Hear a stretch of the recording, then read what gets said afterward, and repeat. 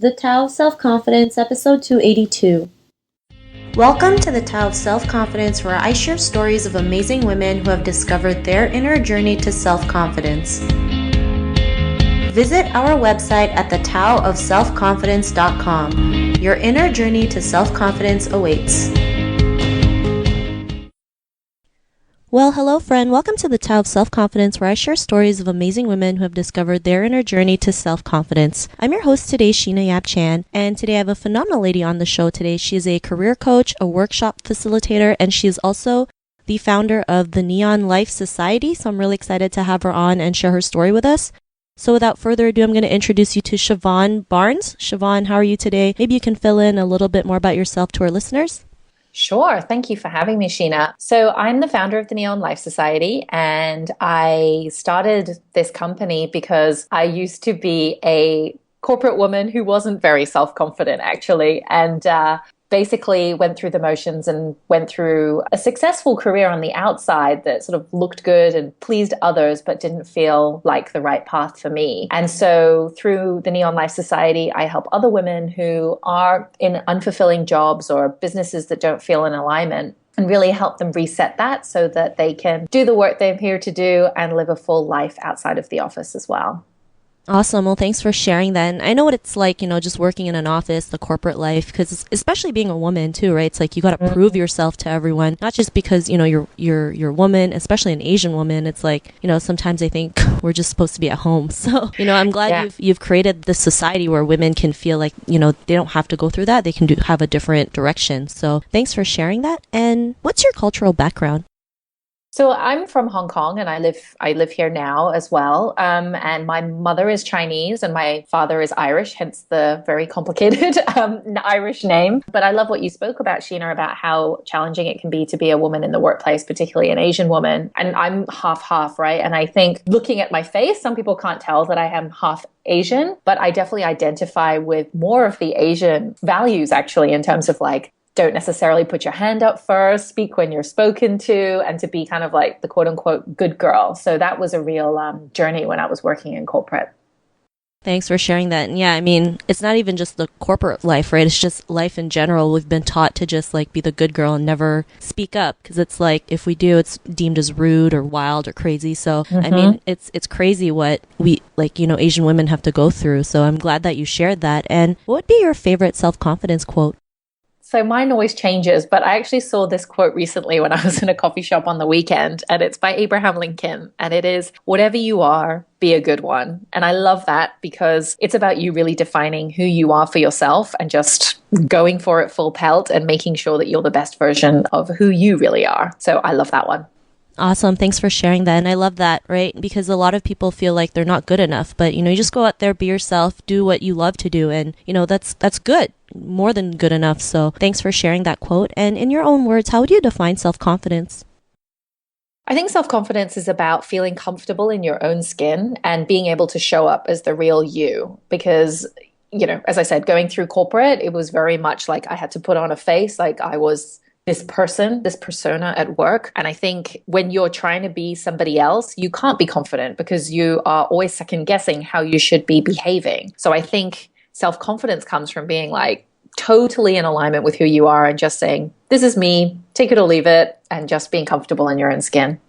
I love that definition. And, so many, women, especially Asian women out there, feel like they always have to put a mask on, right? Mm-hmm. Everything looks perfect on the outside, but they're dying on the inside, and not because they feel trapped. They want to be able to be themselves, right? Yes. Be their authentic selves. And, sometimes it can be challenging, but, this is one of the reasons why I created this podcast, to help women realize, like, you're not the only one who goes through it. And there's so many women out there who've gone through it and been able to come out of it. So great definition. And Siobhan, what was your life like before your discovery of self-confidence? I was, in all honesty, like I mentioned before, like a total people pleaser, and I didn't know what I wanted. So I did what I thought I should do. So I went to a good university. I found jobs with good companies. I was quote unquote successful on the outside, and, my parents could be proud. Like I always wanted to make them proud. But because I had always done what I thought I should do, I prioritized, everybody else's needs and everybody else's sort of expectations for me above my own desires and my own understanding of what I wanted. And so I really woke up one day like not knowing who I was or what I wanted in life anymore. And it was a pretty sad place to be. You know, I remember looking at myself in the mirror on a business trip and being like, oh my God, I don't even recognize who I am anymore. And it was kind of crazy because I was like, how did I get to this point? But to your point, Sheena, I think a lot of women go through this, but we don't necessarily talk about it. And so I think it's really great that you're shedding light on this through your podcast. Thank you. And, I know how you feel. Like, I remember being in my cubicle and just thinking, is this what life is going to be like the next 20, 30 years? And I just couldn't picture myself like working till I was like 60. And, sometimes like you feel like there's something more out there, but you're too scared. Yes. So like for you, what was that aha moment in your life when you realized, you just got to go out there and live your life? Oh, I mean, what you just said, I can completely resonate with. I mean, I wasn't in my cubicle at the time. I was on this business trip to India and, I worked for an investment bank and they were very, they looked after us really well. And I was staying at the Four Seasons in Mumbai. And I remember waking up for a conference call. It was a really difficult conference call. And I just afterwards burst into tears. And I was like, I am in this really cool part of the world. I've always wanted to go to India. I'm in this beautiful hotel. I am supposed to have this I'm supposed to be happy. I have this great job. And, my boss is telling me that there's a career trajectory for me. Like, there's a path for me to move up the ladder. And like you said, like, I didn't want it. I was like, I can't do this until I'm 60 or even I couldn't see myself doing it for 5 years, let alone, 1 or 2. And so in that moment, that was like my aha moment. Like, if you have everything that you want and you're not happy, then what the hell are you doing? Like, let's get to work to figure out what you're meant to do with your life. Thanks for sharing that. And I think there's a lot of people out there who feel that way, but they're just too scared to just live their life because they fear the unknown. Not realizing the unknown is a great thing because like anything is truly possible. And, because of your realization, that business trip, what's your life been like now?